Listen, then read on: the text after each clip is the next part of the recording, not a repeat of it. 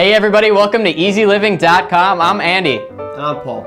Today we're going to talk about wine etiquette, in particular when you're ordering a bottle at a restaurant. Now everybody's been there, the whole hoopla with ordering a bottle, the waiter comes, he brings you it, he shows you it, you know, puts a little in your glass, you twirl it around, sniff, and then drink. It's really, really odd from a different viewpoint because you're like, what is this guy doing? Does he even know what he's doing? Do you know what you're doing? No. So we're gonna give you a few tips so that you don't look like the bag at the table doing your little wine song and dance. And hey, this way you can educate everybody at the table what you're doing. First thing, the waiter will present you with the wine list. Now, it's very overwhelming in a lot of cases because the wine list is gigantic. It's the size of a billboard. And you're sitting there like, oh boy. It's like the Bible. It is like the Bible of wines. And okay, first thing you should look for on the wine list is what kind of wine you're gonna get. Are you gonna get white or red? And you gotta know which region you're gonna go with. If not, ask your waiter or your waitress and they'll be happy to give you suggestions. When you hold your wine list from your waiter and you're looking at the different wines, let's be honest here people, there's one thing you look at and that's the price, alright? Very few of us look at the wine list and actually look at the type of wines we're gonna be ordering. We go straight from the wines, straight to the price, and we look for the bottle of wine that's not gonna cost us the earth. A clever way to communicate between yourself and the waiter is to point at the type of wine you want. Hold up the menu and point to the type of wine with the price range that you're comfortable with and ask the waiter if you think that is a good choice. Now, depending on what restaurant you go to, if the waiter is very professional, he will look at you and he'll be like, ooh, that's a very good choice. Yeah. Yes.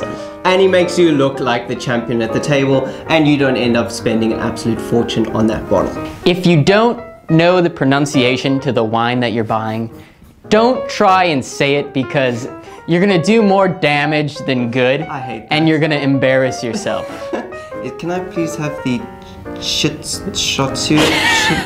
Now when you're choosing your wine, be sure to be a good host and ask the whole table what people are ordering for dinner, because depending on what you're having, chicken or fish, you're gonna have a white wine, and if you're having steak, you're probably gonna go with a red wine. So keep that in mind. You don't need to be a wine connoisseur to pick the right wine. Usually the waiter will ask you, do you like dry, do you like fruity?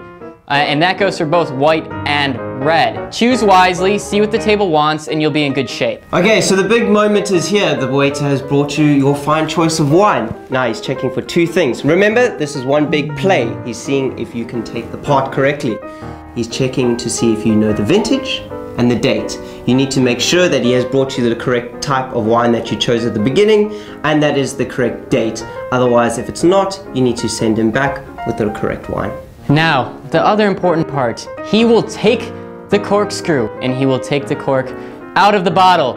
People, the cork is not the most important thing about this bottle of wine. A lot of people take the cork and go, gosh, that smells delicious. The only thing you need to check with the cork is that it's moist on the end of it, because then you know that they stored the wine correctly on its side. So after you've checked the cork as Andy demonstrated, the waiter is going to pour you a small amount into the bottom of a glass. He's going to hand you the glass. What you need to do is swirl this around. This allows the wine to breathe and for oxygen to mix with the liquid. Now what you need to do is take a nice deep sniff, put your nose really deep into the glass, sniff in and make sure that the flavors are really robust and fruity. The other thing you're checking for is that the wine doesn't smell like cardboard or very musty, which means that the wine has turned and gone off. One other thing to notice is the color of the wine. If the wine is brownish when you're ordering a red, if it's brownish, it means that it hasn't been stored properly and that it's been oxidized already. So make sure that your wine is a nice dark red color and you're good to go. Well, we hope you found this information useful. Next time you go out with your friends or your family at a restaurant, you can really impress them with your knowledge of wine. If you have any other comments, leave them down below. You're watching eZe Living, where you can find anything and everything lifestyle.